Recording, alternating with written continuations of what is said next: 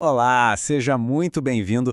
Hoje nosso papo é sobre uma figura que é absolutamente central na fé cristã, mas que, vamos combinar, muitas vezes fica meio de lado ou é mal compreendida: o Espírito Santo. Para começar, vamos pensar juntos nessa frase que é bem forte, né? A ideia de que a fé, sem a ação do Espírito, pode acabar virando um museu. Sabe, um lugar bonito, todo arrumadinho, bem iluminado, mas frio, silencioso, sem vida. Um lugar de coisas do passado, e não uma experiência viva, real, acontecendo agora.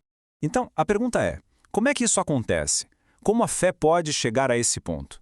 Bom, ao longo da história, muitas vezes o Espírito Santo foi, de certa forma, deixado de escanteio. Ele passou a ser visto não como uma pessoa, um amigo, mas como outra coisa. E essa outra coisa, geralmente é algo como uma força sem rosto, uma energia cósmica, um sopro de vento impessoal. O ponto crucial aqui é que quando isso acontece, um relacionamento que deveria ser vivo e dinâmico vira pura teoria religiosa. A gente perde a noção de que ele é uma pessoa de verdade, um consolador, um guia. Mas, felizmente, a Bíblia mostra um cenário completamente diferente. Ela pinta um retrato que vai muito além dessa ideia de força. Vamos ver agora como as Escrituras constroem um caso para a gente entender o Espírito Santo como alguém muito, mas muito mais pessoal e poderoso. Olha só, a Bíblia atribui ao Espírito Santo características que são exclusivas de Deus. Ele é chamado de eterno, onipresente, ou seja, está em todos os lugares, onisciente, que sabe de tudo e até mesmo criador, participando lá no início de tudo. São ações e qualidades que só pertencem a Deus. E isso nos traz para a grande virada de chave no nosso entendimento. A questão fundamental é essa: o Espírito Santo é um quê divino, uma energia, uma coisa, ou ele é um quem divino, uma pessoa? E essa imagem aqui deixa o contraste bem claro. De um lado, a gente tem a ideia de uma energia impessoal, uma influência meio vaga, uma atmosfera, uma força passiva. Do outro, a gente vê os traços de uma pessoa, alguém que tem mente, que tem emoções e, muito importante, que tem vontade própria. E aqui a gente vê os detalhes. A Bíblia mostra que ele tem uma mente, porque ele ensina, lembra e decide. Mostra que ele tem emoções, porque ele pode ficar triste com o que a gente faz. E também sente alegria. E claro, ele tem vontade, distribuindo os dons espirituais soberanamente, como ele quer. Isso não descreve uma energia, né? Descreve alguém com quem a gente pode se relacionar. Ok, se a gente entende que o Espírito Santo é uma pessoa divina e começa a se relacionar com ele, qual é o resultado prático disso? O que muda na vida? O resultado é algo visível, uma transformação real no nosso caráter. Mas atenção, essa transformação não é um passe de mágica. O material de base descreve uma verdadeira guerra interior que acontece dentro de quem crê. É uma batalha constante entre os desejos da nossa natureza humana, a carne, e os desejos do espírito. Uma luta para ver quem está no controle. E essa guerra interior tem dois resultados possíveis.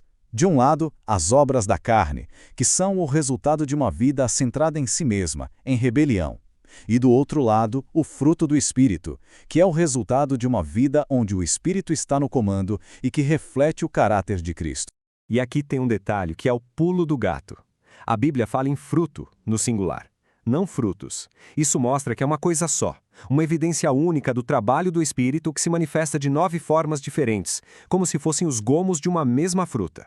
E o mais importante, não é algo que a gente produz na força do braço, é Ele quem cultiva em nós. Vamos olhar rapidinho para esses gomos. Os 3 primeiros são incríveis. Amor, mas não um amor qualquer, é o amor ágape, incondicional. Alegria, que não depende se o dia está bom ou ruim. E a paz que vem de saber que estamos bem com Deus. É algo divino mesmo. Em seguida, o fruto se manifesta na forma como a gente lida com as pessoas. Paciência ou longanimidade para aguentar firme. Benignidade, que é aquela bondade colocada em prática, sabe? E a bondade no sentido de integridade, de ser uma pessoa correta. E para fechar, as facetas que mostram equilíbrio e disciplina. Fidelidade, que é ser alguém confiável. Mansidão, que não é fraqueza, mas sim força sob controle. E o domínio próprio, que é a capacidade de governar os nossos próprios impulsos. Essas são as marcas de uma vida que está sendo guiada pelo Espírito. No fim das contas, a maior evidência de uma vida cheia do Espírito não são coisas espetaculares ou dons mirabolantes, mas sim um caráter transformado. Como o próprio Jesus disse, é pelo fruto que se conhece a árvore. Tudo isso que a gente conversou nos leva a um convite muito poderoso. Um convite para a gente sair do campo de só saber sobre o Espírito Santo e entrar em uma vida de caminhar com Ele, no dia a dia. E existe uma palavra no grego para descrever esse tipo de relacionamento, koinonia. Significa comunhão profunda, parceria, uma vida compartilhada. É muito mais do que só ir a uma reunião na igreja. É uma parceria ativa, diária, com o Espírito Santo. E para a gente terminar, fica essa reflexão, que é bem direta e pessoal. O trono do nosso coração, o centro das nossas vontades, dos nossos sentimentos e decisões, nunca está vazio. Alguém sempre está sentado lá. A grande questão não é se o trono está ocupado, mas por quê.